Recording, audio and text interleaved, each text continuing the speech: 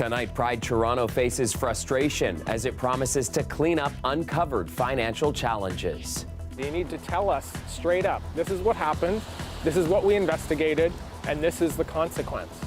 Instead, they're burying it. How much the major Toronto not-for-profit has to repay following a federal audit, and how some in the local queer community are reacting. Reality is we're just, scratching the surface in terms of some of these arrests. Plus, carjacking crackdown, how a police task force is hamstringing would-be car thieves, and the legal changes that Brampton's mayor says are needed next. We don't want to live in a bubble-wrap society. And a push to reverse the new sledding ban, one city councillor's mission to allow tobogganing again on dozens of hills. Good evening, I'm Chris Glover, getting started tonight with one of the city's largest and best-known not-for-profit organizations under the spotlight. Pride Toronto's annual general meeting just wrapped up late this evening. This year's meeting comes as Pride grapples with the fallout of a federal audit and commits to repay the federal government more than $500,000. Anam Khan is live with more on our top story tonight. Anam, how did Pride's plan go over with the community at the virtual AGM? So right at the beginning of the meeting, the executive director of Pride Toronto comes forward and says, hey, this hit us hard and we learned from our past mistakes concerning federal grant compliance. And now things did get really heated during question period, with people questioning why there hasn't been more transparency throughout this entire process. Joy, diversity, and community. That's what Pride Toronto stands for. But in the last few years, the organization has been plagued with controversy, most recently over transparency around federal grant money. Today, Pride Toronto held its annual general meeting, an opportunity to take accountability. It comes as Toronto historian Tom Hooper has been investigating Pride grant applications. Really what I am is sad today. Heritage Canada says a federal audit that started in 2021 assessed Pride's grant compliance with respect to various Canadian heritage programs from 2018 to 2021. The feds say the audit found Toronto Pride had challenges finding supporting documents for certain expenditures. You need to tell us straight up, this is what happened, this is what we investigated, and this is the consequence. Instead, they're burying it. Earlier this week, Pride committed to repaying the federal government more than $500,000, $100,000 of which has already been paid. My focus is on really ensuring that all of the transparency, the accountability that the membership and the community and our funders and sponsors have been asking for are in place, and I can assure you that they are in place. The current head of Pride Toronto, who came on board in 2020, now saying the organization has implemented significant improvements to financial practices since the audit to ensure transparency. Yes, it hit hard, but you know what? We have learned. In a statement, Heritage Canada says it's satisfied with Pride Toronto's response to the audit, including a repayment plan. Still, Hooper says questions remain, but he feels optimistic after tonight's meeting. I am celebrating a small victory today in that we finally got some truth. Hooper says he's identified more than just issues with grants at Pride Toronto. And while the organization says it's committed to transparency, the historian says he'll be watching very closely. Thank you, Anam Khan, reporting live tonight. New results to share with you this evening about a GTA-wide effort to crack down on carjackings. A task force made up of officers from across the region have arrested 89 people and recovered more than 100 stolen vehicles since September. It sounds promising, but policymakers, even police, say more needs to be done. Greg Ross picks up that story. Surveillance video from last summer in Markham shows just how quickly a carjacking can happen. Carjackers bump another vehicle from behind. When the driver stops, they are confronted by masked men who forcibly take the car. If you are in your vehicle and you get the bump from behind, the classic non-reportable motor vehicle accident, and you see 2, 3, 4 individuals get out that are masked up, and wearing hats and hoodies, they're probably not there to exchange info. Police say the best thing to do in a situation like this is drive to the nearest police station. It's something that's happening more and more across the GTA. Since September, police have arrested 89 suspects involved in organized auto theft. They've laid more than 550 charges and recovered a total of 109 stolen vehicles. The reality is we're just, scratching the surface in terms of some of these arrests. There is obviously a much greater number of cars that continue to be exported to international markets that we're not getting the gangs behind this. More than 250 vehicles from Canada were just intercepted in Italy. They were headed for the Middle East. Brampton Mayor Patrick Brown says in Peel Region, they've taken active measures to clamp down on auto theft. In the GTA locally, we've done everything we can. This year we have the largest police budget increase in Peel Region history, a 14% increase. We've added 135 new officers this year, 76 new officers last year, triple the size of the auto theft unit. But Brown says we need to start catching these cars before they leave Canada. 80% of the cars stolen are for international markets. And one of the reasons that Canada has become a source country is we have screening of less than 1% of our shipping containers. He says another problem is that penalties for organized auto theft are not stiff enough. If you commit an offense with drugs or guns, you're going to be spending time in custody. If you commit auto theft, it's a slap on the wrist. Next month, Brown says he will be in Ottawa, where he will be voicing his concerns at the Auto Theft Summit. Greg Ross, CBC News, Toronto. Looking live at Mississauga's Celebration Square, it is rainy tonight, feeling like 2 degrees. There in Mississauga, here in Toronto, and down to Windsor, Environment Canada issued a special weather statement. The National Weather Service advising heavy rainfall and localized flooding is possible tonight through to tomorrow morning. Let's turn to Victor Paolo now to time it all out for us. Overcast here in the GTA, and we're expecting some more rain to fall over the next couple of hours. About 12 to 13 hours of rain we're expecting to fall, and in total about 15 millimeters will have landed here in the GTA by the time we reach our commute home tomorrow. Now, after that overcast and rain, we do have a bit of an Arctic air mass to be working our way into the GTA by the start of next week. Now, minus 2.4 is your average high, minus 10.9 is your average low. And look at that rain that'll be coming in from the southwest. As you can see, by the time you reach your commute home, it'll be all said and done. It should be starting around 1 o'clock at night, but as mentioned, right around your commute home, right after lunch, it has switched more to the scattered shower variety. Now, tomorrow morning, my little Emmy and your little ones are getting ready. It is going to be cold and wet, raining, and it's going to be 1 degree, feeling like -4. And a quick peek at our 3-day forecast. Well, it's going to be a wet Friday, and by the time we get to Saturday and Sunday, the mild temperatures will slowly be dropping. Stay tuned to Chris and I for the rest of your 3 and 7-day forecast. All right, we'll check in with you again soon. Thank you, Victor. Turning next to City Councillor Brad Bradford's mission to bring back tobogganing. You might remember how outspoken he was earlier this month when the decision came down to ban the winter pastime at dozens of hills. Now he says he's preparing a motion to reverse the ban, and he's asking for Olivia Chow's help. Dale Manuktuk has the story. The snow has mostly melted away at Eastland Park, but even if it was still there, there'd be no tobogganing allowed.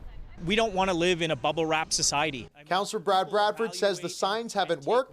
This one, which was there 2 weeks ago, is now gone. The city can put up a sign and try and stick their head in the snow and pretend that there's not going to be any tobogganing, but you can go out there when we have snow and see dozens of people enjoying the hill like they have for generations. It's completely tone deaf to suggest that people aren't going to use the hill as they always have. In 2017, the city started assessing risk and hazards at various tobogganing hills.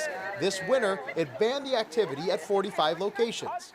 The onus, as we would say in the law, is so high on the city that sign or no sign, it's very hard for them to be exposed. This personal injury lawyer says municipalities are mostly protected by law regardless of a ban, and any person or lawyer that wants to bring the city to court would face an uphill battle. And that's because anybody who goes on a city property to toboggan, there's a law that says you willingly assume the risk associated with that. Here at Eastland Park, the one in Councillor Bradford's ward where tobogganing was banned, the city identified several hazards, including the center of the wading pool and a bunch of the trees in the park. In years past, they used to be wrapped with bales of hay. Councillor Bradford would like to see those safety precautions come back and signage posted around the park. I'll leave that to the lawyers, but they can't say no tobogganing. And a tobogganing ban is just ridiculous. Frankly, it's embarrassing.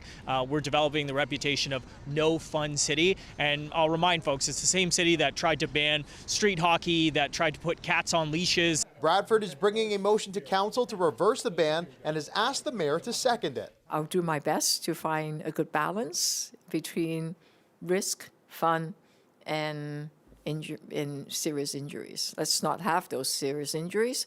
Let's protect our residents, but also allow for children to enjoy themselves. The motion will be brought to council on February 6th. Dale Manuktuk, CBC News, Toronto. Meantime, city councilors are also being asked to set aside millions of dollars more for youth programming in a new letter just sent to council. Young people have been starved of opportunities for far too long, and so this joint statement that we released is sending a clear and unified message to the mayor of what exactly needs to be done to ensure young people in the city are supported. The joint letter coming from the Toronto Youth Cabinet and Toronto's public school boards asking for City Council to set aside $3 million for young people in the 2024 budget. They say the money is needed for more hubs and after-school programs in underserved neighborhoods to counter an increase in violence and youth unemployment. Mayor Olivia Chow says she will consider the letter ahead of the release of the budget next week. We learned more today about a long-awaited transit project. A new report presented to the TTC board says the busway intended to replace the decommissioned Scarborough RT is behind schedule and over budget. But the TTC board chair says he's got a plan. Lane Harrison has more. I can say just how disappointing this entire debacle has been. TTC board chair and Scarborough councillor Jamal Myers wants to make sure the busway isn't delayed any further. The project would make use of existing SRT infrastructure after the train derailed last summer. It was approved in 2022 with an expected completion date of 2025, which is now the earliest shovels might be in the ground. But the project still has no funding, with the city hoping the province will step up. Finding that funding is of particular importance to students at U of T Scarborough, which Scarborough resident and student leader Khadija Roblé calls a commuter campus. We have been disappointed time and time again, and so now is the time to showcase that Scarborough is a priority to Toronto as well as to the provincial government. Riders who would use the SRT have been taking shuttle buses in bus-only lanes. But according to a TTC report from 2022, a busway on the SRT route would be 10 minutes faster. As design continues, the price tag has swelled, with the busway now expected to cost $12.2 million more than previously estimated, with a total price of $67.9 million. Much of the increase can be attributed to construction costs, which went up in part because a barrier is needed between the busway and GO trains. Today, Myers introduced a motion to move $15.2 million in TTC funding to the project to ensure no further delays. He says this one was partially caused because staff incorrectly assumed an environmental assessment wasn't necessary. I've been very clear with TTC executives that, this was just not an acceptable delay, that we really need to be on top of this project. His motion carried unanimously. Transit experts say cost increases are expected during the design process, but bumps of this size will make it harder to find funding. The province told CBC News that the SRT is entirely Toronto's responsibility. Negotiations between City Hall and Queen's Park are expected to continue until June. Whatever happens, Scarborough residents like Roblé just want better options. I hope that before I'm old and gray, I get to take the subway and I get to not utilize my car or a Lyft or an Uber to travel in the city that I love so much. Lane Harrison, CBC News, Toronto. Mayor Olivia Chow was talking electric vehicles today. The mayor visiting Juwes to showcase their fast-charging technology. What excites me today is the incredible opportunity of having powerful, compact and advanced and safe chargers everywhere in the city that really are able to transform a lot of people to be able to purchase electric cars and be able to find fast charger. Our technology that's developed with University of Toronto enables that fast charging to happen such that you have the same experience of charging at a gasoline station that you have as an electric station without impacting the grid or requiring huge amounts of upgrades to the grid. The mayor on hand at Juwes headquarters near Midland and Ellesmere. The company says its technology allows for super fast charging without putting excess strain on the power grid. The technology is already up and running at one Toronto location, and it's also being used to charge buses in Durham region. One of Doug Ford's cabinet ministers is resigning to make a run at federal politics. Parm Gill is the Conservative MPP for Milton. He's also the Minister of Red Tape Reduction. Now, on social media platform X, Gill said he is leaving the Ford government to join federal Conservative leader Pierre Poilievre's team. Gill isn't a stranger to federal politics, having first been elected to the House of Commons back in 2011. Returning now with an investigation police have called the largest art fraud case in Canadian history. Officers have seized a suspected fake painting by a renowned Indigenous artist from the Ontario legislature. Talia Ricci has the details. Just days ago, a painting adorned this wall at the Gathering Place exhibit in the Ontario legislature. It was titled Salmon Life-Giving Spawn, and it was attributed to Anishinaabe artist Norval Morrisseau. This image has since been removed from the legislature's website. I do have the feeling that this is only the tip of the iceberg, that one is going to start seeing all sorts of paintings in all sorts of places be questioned. Last March, police charged 8 people and announced they had seized more than 1,000 paintings falsely attributed to Morrisseau in what they called the largest art fraud investigation in history. Gary Lamont, the ringleader of the fraud ring, pleaded guilty on multiple charges and was sentenced to 5 years in prison. Jamie Kastner's documentary, There Are No Fakes, takes a deep dive into this art forgery ring. We're talking about thousands and thousands of paintings. They got to be hanging somewhere. Even having known this in theory from the work I've done on it, it is still kind of surprising to see it in an important place like the Ontario legislature. But it makes you realize how effectively these fakes were distributed. The OPP believe there could be thousands of these fake pieces circulating. They're advising anyone who thinks they may be in possession of one to contact a lawyer. There were many people that were misled and fell victims to this wide-ranging fraud. They're damaged financially, emotionally, and feel extremely victimized. This is what I'm going to paint. Morrisseau died in 2007 at the age of 75. He's known as the founder of the Woodlands School of Art, and his work has been exhibited in galleries across Canada and around the world. The artist has the most beautiful thing going for him. We became really great friends, and I wrote the song and poem about him called The Ballad of Norval Morrisseau. Duke Redbird says Morrisseau did not keep records of his works and was even known to trade paintings or give them away.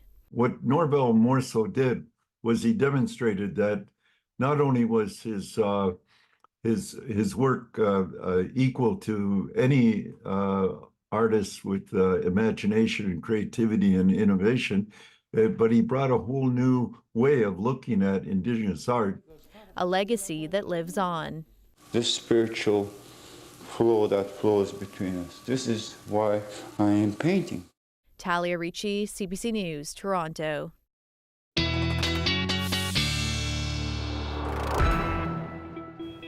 Expect tonight's rain to continue through the overnight and into tomorrow, and then next week a more wintry feel returns. Victor's back with the long-range forecast. Taking a look at the map of North America here, we'd just like to note you can see that Arctic air mass slowly but surely work its way to where we are here in the GTA. And right now it might not look like much, but if you take a bit of a peek at that long-range forecast, you can see that the cold temperatures by the time we start Monday will be dipping down to where we are. And that's where we'll be experiencing a little bit of colder temperatures, closer to what it would be seasonally for us, but definitely warmer than it's been for the majority of this week. Now, speaking of tonight, it's going to be 1 degree, feeling like -4. And as you do see behind me, overcast and rain are in order for the forecast today. Taking a bit of a peek at what else is happening when it comes to rainfall totals. Well, between now and halfway through your day on Saturday, we're expecting about 18 millimeters to fall. About 15 of that will be happening from overnight tonight till about 1 o'clock, 2 o'clock in the afternoon for Friday.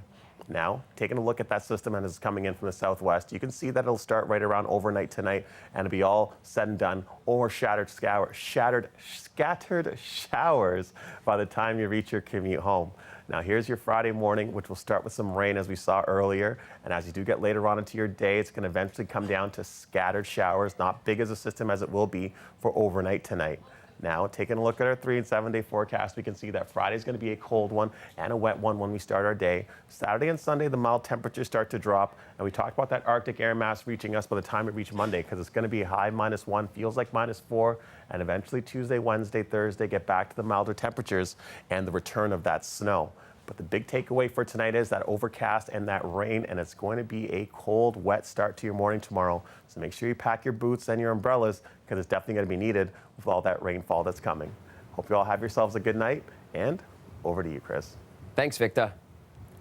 Remember that dynamite catch of the wild turkey we showed you last night?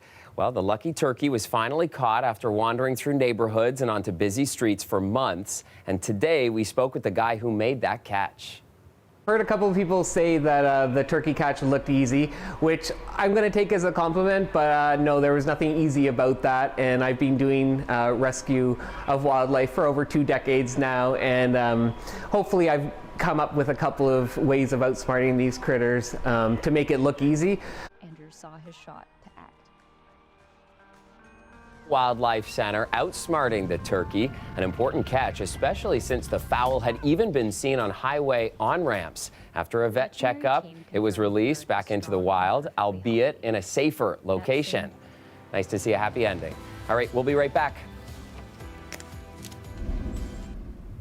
Coming off a win last night, the Leafs were looking to rack up another victory today, but this time off the ice at their annual fundraising gala.